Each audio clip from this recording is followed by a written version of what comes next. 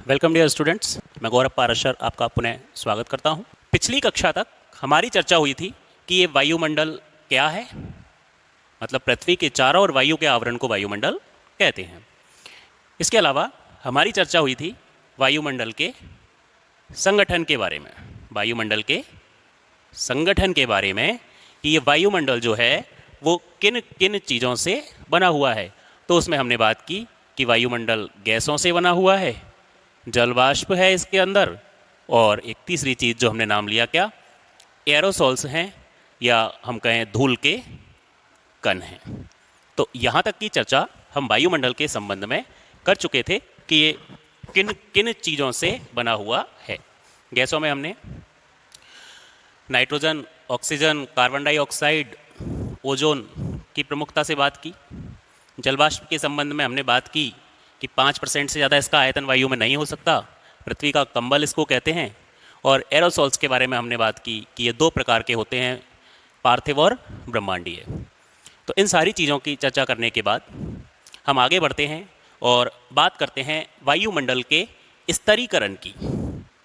वायुमंडल के स्तरीकरण की। अब इस स्तरीकरण में ही क्या है, वायुमंडल की परतें हैं। क्या है वायुमंडल की परतें? कहने का मतलब ये है कि जब हम इस पृथ्वी से, पृथ्वी के इस धरातल से ऊपर की ओर जाते हैं, तो यहाँ ऊपर की ओर ये पूरा क्या है, वायुमंडल है।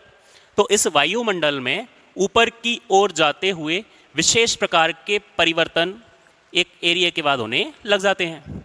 तो जिन जिन एरियाज़ में वो ज़्यादा परिवर्तन हुए उनको ही वायुमंडल की क्या कह दिया गया, परतें कह दिया गया, वायुमंडल का स्तरीकरण कह दिया गया। तो वायुमंडल के स्तरीकरण में हम वायुमंडल की परतों का अध्ययन करेंगे। तो आप लोगों को सबको ये थोड़ा सा मालूम होगा पहले से कि वायुमंडल की परतें कौन सी हैं। तो उन परतों में हम पहले केवल नाम की चर्चा करें उनके की। तो सबसे पहले जो होती है उसको नाम दिया गया है क्या, क्षोभ मंडल। पहली परत को क्या नाम दिया गया है, क्षोभ मंडल।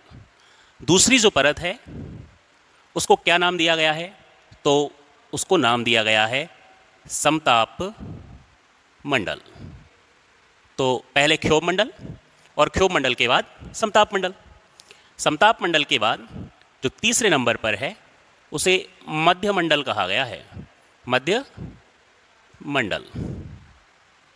मध्य मंडल के बाद चौथे नंबर पर जो है उसे हम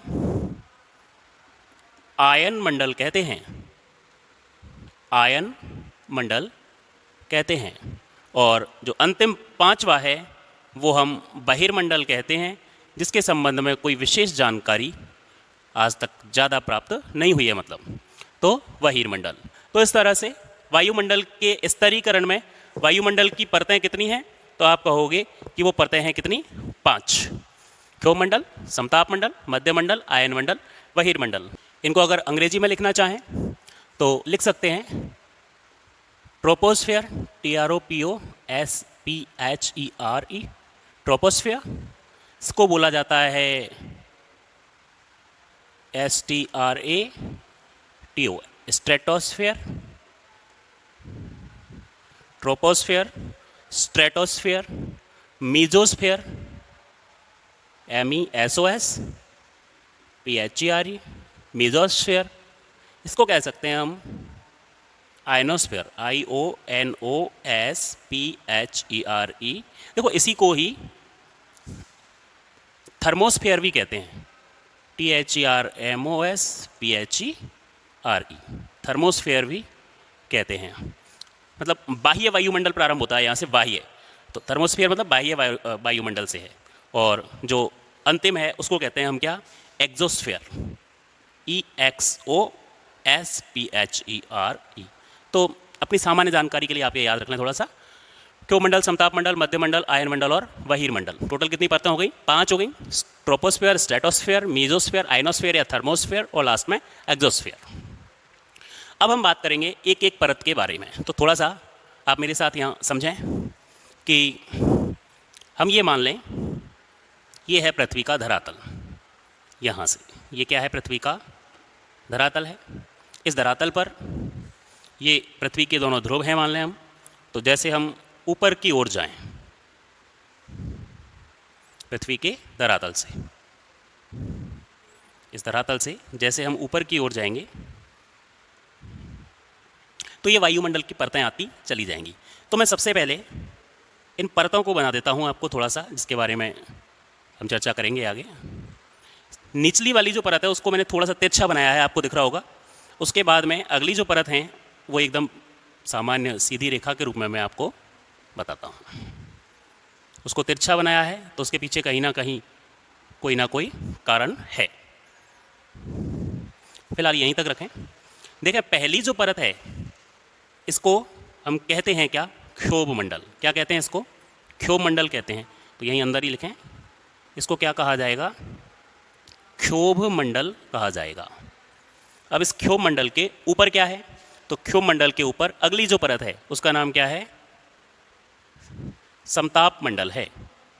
क्या है इसका नाम? समताप मंडल है। इस समताप मंडल से ऊपर फिर हम बात करें कौन सा मंडल है, तो मध्य मंडल है। मध्य मंडल से ऊपर क्या है? तो हम कहेंगे कि आयन मंडल है। और इस आयन मंडल से जब ऊपर की बात करेंगे हम तो फिर आ जाएगा क्या आपका? बहिर्मंडल। तो सबसे पहले देखें इन परतों का डिवाइडेशन किया गया कैसे है।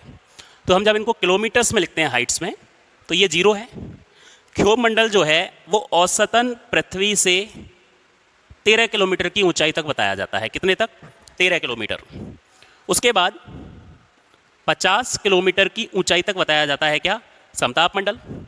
समताप मंडल के बाद जो मध्य मंडल है वो आपका 80 किलोमीटर की ऊंचाई तक बताया जाता है। 80 से 640 किलोमीटर के आसपास हम मानते हैं आयनोस्फीयर को, और फिर इनसे ऊपर हम कह देंगे कि क्या है, तो बहिर्मंडल है। तो कई जगह आपको जो आयनोस्फीयर है वो 400 भी मिलता है, 400 किलोमीटर, लेकिन हम अभी यही पढ़ेंगे क्या? 640 किलोमीटर। उसके पीछे रीज़न है, आयनोस्फीयर को हम कई सारे भागों में बांटेंगे तब आपको समझ में आएगा कि ये 640 किलोमीटर तक क्यों बताया जाता है। तो इनका डिवाइडेशन कैसे हुआ है? तो उस डिवाइडेशन के लिए हम देखें कि वायुमंडल की जो पहली परत है नीचे से, कौन सी? क्षोभ मंडल। इस क्षोभ मंडल को बताया जाता है -45 डिग्री से -80 डिग्री सेल्सियस जो तापमान है इसकी बॉर्डर पर, इसकी ऊपर की सीमा पर रहता है। उसके बाद यहाँ से ऊपर जाते हैं तो समताप मंडल में थोड़ा सा तापमान बढ़ता है और बढ़ते बढ़ते वो 0 डिग्री सेल्सियस पर आ जाता है। कितने पर? 0 डिग्री पर। मंडल से ऊपर मध्य मंडल है और मध्य मंडल के ऊपर जो टेम्परेचर रहता है वो रहता है लगभग -80 डिग्री से -100 डिग्री सेल्सियस। तो याद रखना है -45 से 80, फिर समताप मंडल के ऊपर जब जाकर के हो जाएगा 0, फिर समताप मंडल से ऊपर मध्य मंडल के ऊपरी सीमा पर क्या हो जाएगा? -80 से -100। ठीक है, -80 से -100 डिग्री सेल्सियस। और ऊपर यहाँ से जब हम जाते हैं तो इस आयनोस्फीयर में और एक्सोस्फीयर में, तो इनमें फिर तापमान बढ़ता चला जाता है। तो इनकी ऊंचाई की बात हमने की, उसके बाद हमने इनके तापमान की बात हमने की। तो ये तो डिवाइडेशन है थोड़ा सा कि कौन कौन सी परतें वायुमंडल में हैं, किलोमीटर के हिसाब से कितनी ऊंची हैं और तापमान में कितना परिवर्तन कौन सी परत में आता है। उसके आगे अब हम बात करते हैं वायुमंडल की पहली परत की। प्रमुखता से थोड़ा सा व्याख्या करेंगे इसकी कि क्षोभ मंडल क्या है। तो परतें चल रही हैं वायुमंडल की और उन परतों में हमारी पहली परत क्षोभ मंडल। तो इस क्षोभ मंडल के संबंध में हम कुछ तथ्यों के बारे में चर्चा करते हैं। तो सबसे पहला जो तथ्य है वो तो ये है कि ये वायुमंडल की सबसे निचली परत है। वायुमंडल की सबसे निचली परत है। ठीक है, एक फैक्ट तो ये हो गया इसके संबंध में। दूसरी बात हम क्या करेंगे इस वायुमंडल की क्षोभ मंडल परत के संबंध में कि इसकी जो ऊंचाई है, इसकी जो ऊंचाई है वो औसतन बताई गई है कितना किलोमीटर? 13 किलोमीटर। लेकिन आप थोड़ा सा ध्यान दें, मैंने ये वाली लाइन थोड़ी तिरछी बनाई, उसका एक रीज़न है कि आप ये माने कि ये जो जगह है ना, ये तो है भूमध्य रेखा और ये है क्या? ध्रुव। तो क्षोभ मंडल की ऊपरी सीमा तो निर्धारित होती है इस तापमान से। अब ध्रुवों पर तो पहले से ही बहुत कम तापमान रहता है, माइनस में रहता है तापमान, जबकि भूमध्य रेखा पर तापमान ज़्यादा रहता है। तो भूमध्य रेखा से ऊपर की तरफ जाते हुए जब ये टेम्परेचर मेंटेन करना है तो ज़्यादा ऊंचाई की तरफ जाना होगा, जबकि ध्रुवों पर जहाँ तापमान पहले से ही बहुत कम है वहाँ से थोड़ा सा ऊपर जाएंगे तो ही क्या हो जाएगा, ये टेम्परेचर हमें प्राप्त हो जाएगा। तो इसलिए इस परत की जो ऊंचाई है वो ध्रुवों पर, इस जगह को तो क्या माने हम, ध्रुव माने, और इसको माने क्या, भूमध्य रेखा, भूमध्य रेखा। तो भूमध्य रेखा पर तो इस परत की ऊंचाई ज़्यादा है और ध्रुवों पर कम है। ये जो औसत लिखा है ना हमने 13 किलोमीटर, इसको ध्रुवों पर तो मानते हैं हम कितना, 8 किलोमीटर, और भूमध्य रेखा पर 18 किलोमीटर। कितना, 18 किलोमीटर। तो इस तरह से इसका जो औसत है वो लगभग 13 आ जाता है। तो क्षोभ मंडल की ऊंचाई ध्रुवों के ऊपर कम और भूमध्य रेखा के ऊपर अधिक होती है। अन्य जो हैं वो तो 50 किलोमीटर की हाइट पर जाकर के होंगी सब में, लेकिन बात कर रहे हैं हम किसके बारे में, क्षोभ मंडल के बारे में। इसके बाद 2 पॉइंट हुए, ऊंचाई हो गया, वायुमंडल की सबसे निचली परत हो गई। तीसरी बात करें इसके हम तापमान की, तो इसकी ऊपरी सीमा पर, ऊपरी सीमा का तापमान, तो ऊपरी सीमा का जो तापमान है वो कितना हमने बताया, तो -45 डिग्री सेल्सियस से -80 डिग्री सेल्सियस तक होता है। ठीक है, तो आप ये पाएंगे कि ऊंचाई के साथ तापमान बढ़ता है या घटता है, माइनस में जा रहा है तो घटता है। अब इस संबंध में एक बात और करते हैं। एक शब्द है सामान्य ताप पतन दर। कई बार ये आपसे पेपर में 1 नंबर के क्वेश्चंस में भी पूछ लिया जाता है कि सामान्य ताप पतन दर क्या होती है। तो जैसे जैसे ऊंचाई पर जाते हैं वैसे वैसे तापमान घटता जाता है, और इस तापमान के घटने की जो दर है वो पाई जाती है 165 मीटर पर 1 डिग्री सेल्सियस तापमान घटता है। क्षोभ मंडल में ऊंचाई के साथ साथ तापमान घटता है, उसके घटने की दर 165 मीटर पर 1 डिग्री सेल्सियस होती है। माइनस लगा है मतलब ये घटता है। ठीक है, तो प्रत्येक 165 मीटर पर 1 डिग्री, फिर 165 मीटर पर 2 डिग्री, ऐसा नहीं है एग्जैक्ट 165 मीटर पर ही हो, लेकिन औसत लगाया जाता है कि क्षोभ मंडल में हम धरातल से ऊपर की ओर जाते हैं तो प्रत्येक 165 मीटर की ऊंचाई पर 1 डिग्री सेल्सियस तापमान कम हो जाता है। मान लीजिए मैं यहाँ खड़ा हूँ और एक व्यक्ति मेरे से 165 मीटर ऊंचाई पर खड़ा है, यहाँ सामने वाली जगह पर मान लो 165 मीटर की ऊंचाई पर खड़ा है, तो उसको 1 डिग्री सेल्सियस कम तापमान फील होगा बजाय मेरे, मुझे ज़्यादा गर्म लगेगा, उसे 1 डिग्री कम गर्म लगेगा। तो 165 मीटर की ऊंचाई पर 1 डिग्री सेल्सियस तापमान कम होता है, जिसे क्या कहते हैं अपन, सामान्य ताप पतन दर कहते हैं।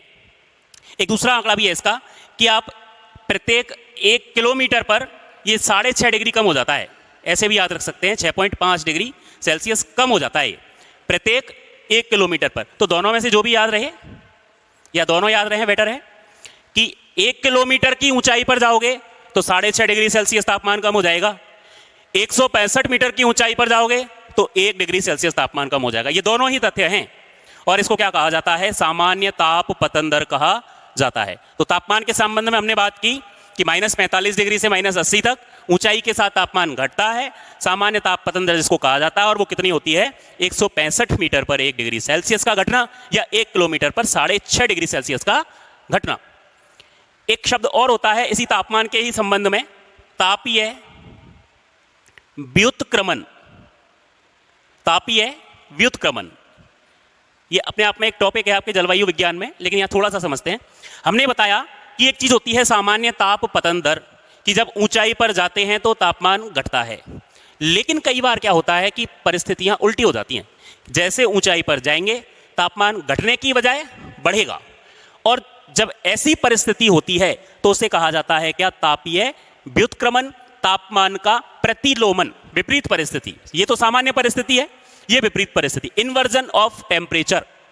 तो तापमान का व्युत्क्रमण क्या होता है कि सामान्यतः तो धरातल से जैसे जैसे क्षोभमंडल में ऊंचाई पर जाते हैं तापमान घटता है, लेकिन कई बार, विशेषकर शीतकाल में होता है ये रात में, तो कई बार तापमान घटने के बजाय ऊपर की ओर जाते हुए बढ़ने लगता है, जिसे इन्वर्जन ऑफ टेम्परेचर या तापीय व्युत्क्रमण कहते हैं।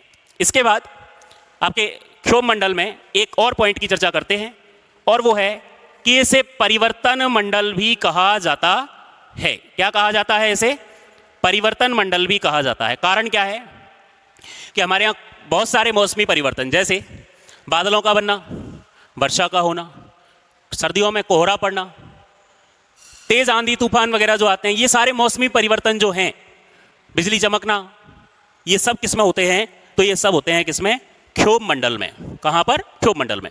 तो क्षोभ मंडल में विभिन्न प्रकार के मौसमी परिवर्तन होने के कारण इसे क्या कहा जाता है? तो परिवर्तन मंडल भी कहा जाता है। तो परिवर्तन मंडल किसे कहा जाता है? तो क्षोभ मंडल को। कारण क्या रहा? इसमें मौसमी परिवर्तन होते हैं। इसके बाद एक शब्द और याद रखेंगे हम, क्या कि क्षोभ सीमा क्या है? क्षोभ सीमा, ट्रोपोपाज कहते हैं जिसको, ट्रोपोपाज। तो इस क्षोभ मंडल के ऊपर वाली जो बॉर्डर है वो एक रेखा नहीं है, एक जोन है, एक एरिया है जो 1.5-2 किलोमीटर का चौड़ा है। कितना? 1.5-2 किलोमीटर चौड़ी एक जगह है, ये एक जोन है जहां से वापस परिवर्तन होना प्रारंभ होगा, क्योंकि यहां तक जाते जाते 0 डिग्री जाएगा ना, ये मतलब यहां से ऊपर तापमान बढ़ेगा, तो तापमान के बढ़ने के लिए यहां से परिवर्तन होगा। तो ये जो एरिया है ना, ये वाला, ये कहलाता है क्या? क्षोभ सीमा। क्या कहलाता है ये? क्षोभ सीमा, ट्रोपोपाज। और इस ट्रोपोपाज की खोज करने का श्रेय जाता है किसको? तो एक नाम याद रख पाए आप, टीजरेंस डी बोट, डी बोट को। ठीक है, तो ये नाम याद रख सकें, टीजरेंस डी बोट। क्षोभ मंडल की ऊपरी सीमा को क्या कहा जाता है? क्षोभ सीमा या ट्रोपोपाज। और ट्रोपोपाज की खोज करने का श्रेय किनको जाता है? तो वो जाता है किनको? टीजरेंस डी बोट को। इसके अलावा ये क्षोभ मंडल धरातल के पास में है, तो सबसे ज़्यादा जलवाष्प भी इसी में पाई जाती है, सबसे ज़्यादा एरोसॉल्स भी इसी में पाई जाती है। तो इस तरह से पृथ्वी पर निवास करने वाले मानवों के लिए ये क्षोभ मंडल बहुत महत्वपूर्ण है। और तो और पूरे वायुमंडल का जो भार है उसका लगभग 75%, कितना? 75%। तो वायुमंडल का जो 75% भार है वो किसके अंदर है? क्षोभ मंडल के अंदर है। तो इस तरह से क्षोभ मंडल हमारी पृथ्वी पर जीवन के लिए भी महत्वपूर्ण है। अगली जो परत आती है आपकी क्षोभ सीमा से ऊपर, समताप मंडल, तो इसकी चर्चा हम अगली कक्षा में करेंगे। Thank you.